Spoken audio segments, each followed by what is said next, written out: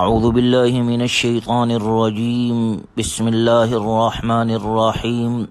وقال الملأ من قوم فرعون أتذر موسى وقومه ليفسدوا في الأرض ويذرك وآلهتك قال سنقتل أبناءهم ونستحيي نساءهم وإنا فوقهم قاهرون۔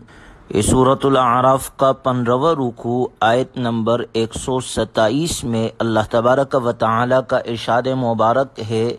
کہ قوم فرعون کے سرداروں نے کہا، کیا آپ موسیٰ اور اس کی قوم کو یوں ہی چھوڑے رکھیں گے تاکہ وہ ملک میں فتنہ اور فساد پھیلاتے رہے اور آپ کو اور آپ کے معبودوں کو چھوڑے رکھے؟ فرعون بولا، نہیں، ایسا نہیں ہوگا، بلکہ ہم ان کے لڑکوں کو قتل کر دیں گے اور ان کی لڑکیوں کو زندہ رہنے دیں گے۔ وَإِنَّا فَوْقَهُمْ قَاهِرُونَ، اور ہمیں ان پر ہر طرح سے غلبہ حاصل ہے۔ قَالَ مُوسَىٰ لِقَوْمِهِ اسْتَعِينُوا بِاللَّهِ وَاصْبِرُوا، حضرت موسیٰ علیہ السلام نے اپنی قوم سے کہا کہ اللہ سے مدد مانگتے رہو اور صبر کرو۔ ان الارض للہ یورثها من یشاء من عبادہ، یہ زمین اللہ تعالیٰ کی ہے، وہ اپنے بندوں میں سے جسے چاہے اس کا مالک بنا دے۔ والعاقبۃ للمتقین، بلا آخر کامیابی انہی کو ملتی ہے جو اللہ سے ڈرتے ہیں، یعنی بہترین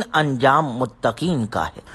اور یہ دو صفات، نمبر 1 صبر اور نمبر 2 تقوی، اس کے اپنانے سے انسانوں پر اللہ کی رحمت متوجہ ہوتی ہے اور کمالات کا دروازہ کھلتا ہے۔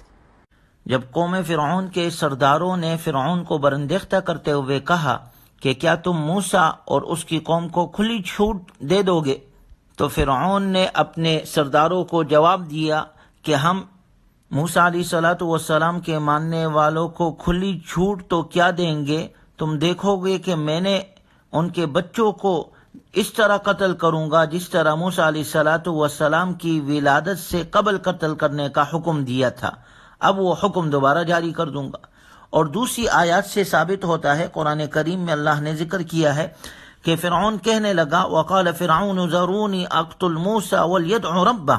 انی اخاف ان یبدل دینکم او ان یظہر فی الارض الفساد۔ فرعون نے کہا، مجھے چھوڑو کہ میں موسیٰ کو قتل کر ڈالوں، انی اخاف ان یبدل دینکم او ان یظہر فی الارض الفساد۔ فرعون کہنے لگا، مجھے ڈر ہے کہ کہیں یہ تمہارا دین نہ بدل ڈالے یا زمین میں فساد برپا نہ کرے۔ بنی اسرائیل نے قتل و غارت کی دھمکی سنی تو گھبرا گئے۔ حضرت موسیٰ علیہ السلام نے انہیں کہا کہ استعینوا بالصبر والصلاۃ، صبر اور دعا کی ذریعے سے اللہ سے مدد مانگو، اور یہ کہا کہ یہ زمین فرعون کی نہیں بلکہ اللہ کی ملکیت ہے، وہ اپنے بندوں میں سے جسے چاہتا ہے اس کا مالک بنا دیتا ہے۔ اور یہ کہ یوں تو قوموں، جماعتوں اور افراد کے درمیان اتار چڑھاؤ کا سلسلہ جاری رہتا ہے، لیکن بلا آخر کامیابی انہی کو حاصل ہوتی ہے جو اللہ سے ڈرتے ہیں اور ان شرائط کو پورا کرتے ہیں جو زمین کی وراثت کے لیے سنت الہیہ میں مقرر کی گئی ہے، یعنی قومی اتحاد، عدل کا قیام، مشکلات میں ثابت قدمی، انسانیت کی فلاح اور اللہ سے مدد۔ صبر اور تقوی سے انسان پر اللہ کی رحمت متوجہ ہوتی ہے اور کمالات کا دروازہ کھلتا ہے۔ مومن کو عارضی حالات سے مایوس نہیں ہونا چاہیے بلکہ انجام پر نظر رکھنی چاہیے، اور حسن انجام اللہ سے ڈرنے والوں ہی کا ہوتا ہے۔ اگلے رکوع میں اللہ تبارک و تعالی کا ارشاد ہے، وَلَقَدْ أَخَذْنَا آلَ فِرْعَوْنَ بِالسِّنِينَ وَنَقْصٍ مِّنَ الثَّمَرَاتِ لَعَلَّهُمْ يَذَّكَّرُونَ، اور ہم نے فرعونیوں کو قحط سالی اور پھلوں کی کم پیداوار کی صورت میں سزا دی تاکہ وہ نصیحت حاصل کریں۔ جب انہیں خوشحالی نصیب ہو جاتی تو کہتے یہ تو ہمارے لیے ہونی ہی چاہیے، اور اگر انہیں بدحالی پیش آ جاتی تو موسیٰ علیہ السلام اور ان کی ساتھیوں کی نحوست بتاتے تھے، یاد رکھو ان کی نحوست تو بس اللہ ہی کے پاس ہے، لیکن ان میں سے اکثر جانتے نہیں، اور وہ کہتے ہیں کہ تم کیسی ہی نشانیاں لا کر ہمیں محصور کرنا چاہو تب بھی ہم تم پر ایمان لانے والے نہیں۔ فَأَرْسَلْنَا عَلَيْهِمُ الطُّوفَانَ وَالْجَرَادَ وَالْقُمَّلَ وَالضَّفَادِعَ وَالدَّمَ آيَاتٍ مُفَصَّلَاتٍ فَاسْتَكْبَرُوا وَكَانُوا قَوْمًا مُجْرِمِينَ۔ پھر ہم نے ان پر طوفانی ٹڈیوں،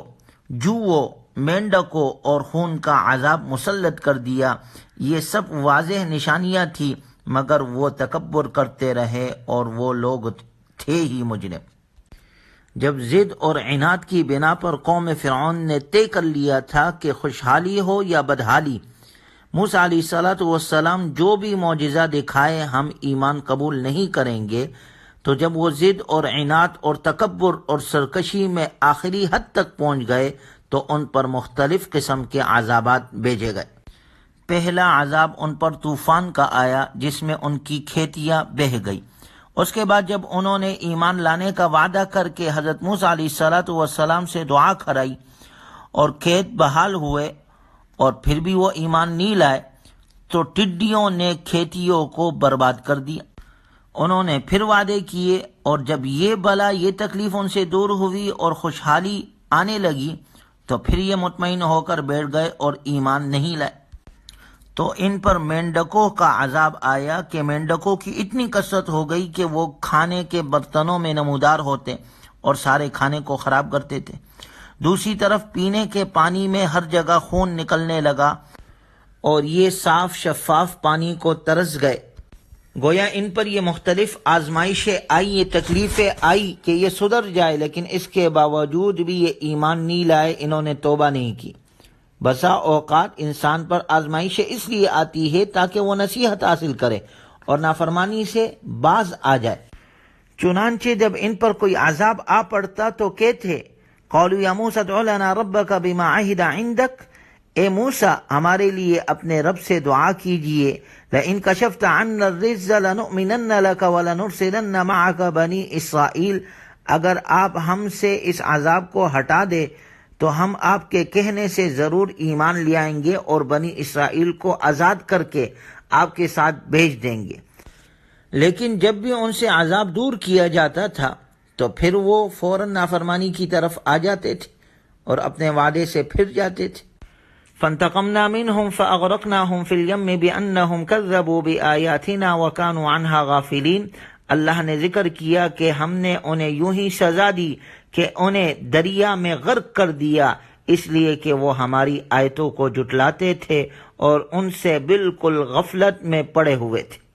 چنانچہ فرعون اور اس کی لشکر کی نافرمانیاں اور سرکشی جب حد سے تجاوز کر گئی تو اللہ تبارک و تعالی نے اسے اس کے لشکر سمیت غرق کر دیا۔ اور ماقبل صورتوں میں اللہ نے ذکر کیا ہے قرآن کریم میں کہ جب یہ غرق ہونے لگا اب یہ کہنے لگا آمنت برب موسیٰ و ہارون، کہ میں ایمان لاتا ہوں موسیٰ علیہ السلام کے رب پر۔ تو موت کے وقت تو توبہ قبول نہیں ہوتی، لہٰذا اب ایمان لانا اس کے کوئی فائدہ مند نہیں رہا اور یہ اپنے تمام لشکر سمیت غرق ہو گیا۔ آج کی دنیا کے اندر بھی اگر دیکھا جائے، ظالم جب ظلم کرتا ہے اور ظلم میں حد سے تجاوز کرتا ہے اللہ تعالیٰ اسے ڈھیل دیتے ہیں، لیکن جب وہ اپنے ظلم کو نہیں روکتا، اپنے آپ کو نافرمانیوں سے نہیں بچاتا، پھر جب ایک وقت اس پر آ جاتا ہے، اس کی پکڑ آتی ہے، تو اب وہ سمجھ جاتا ہے کہ اب تو موت آ گئی ہے یا میرے لیے پکڑ کا فیصلہ ہو چکا ہے، یا ہم دیکھتے ہیں بہت سارے لوگوں کے لیے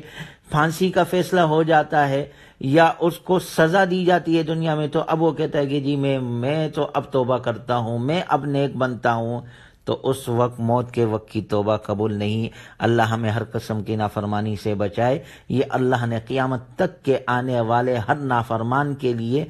فرعون کی مثال ذکر کی ہے کہ جو اپنے آپ کو انا ربکم الاعلی کہتا تھا، جب اس نے نافرمانی کی تو اللہ نے اسے کو اپنے لشکر سمیت غرق کیا اور اس کی لاش کو قیامت تک کے لیے عبرت کے طور پر رکھا، جو آج بھی مصر میں موجود ہے۔